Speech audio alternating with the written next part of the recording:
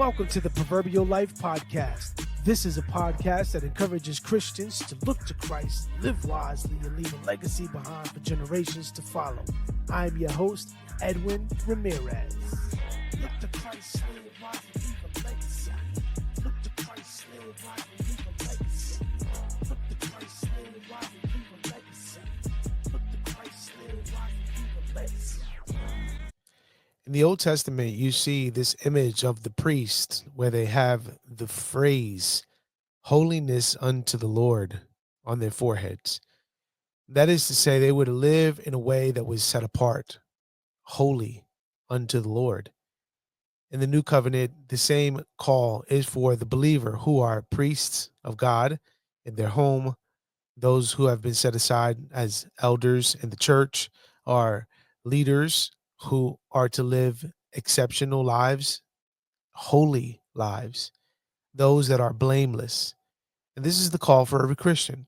We are to be holy as unto the Lord. In fact, we're told in the book of Hebrews that without holiness, no man can see the Lord. Holiness isn't perfection.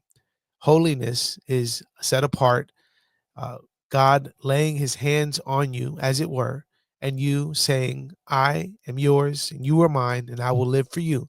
It is keeping short accounts with God. It is confessing. It is repenting of sin. It is living in light of the real return of Christ. And it is living in light of the living God, whom we should fear. And so holiness isn't optional for the believer. In fact, holiness is what the Holy Spirit is producing in his children. And so, if there are areas in your life that are not in accordance with living a holy life, not so that you reach some state of perfection in this life, but a state of walking closely or having fellowship with God, then those are sins that need to be renounced. Those are sins and areas in your life that need to be forsaken and tossed to the side. And so search your heart today.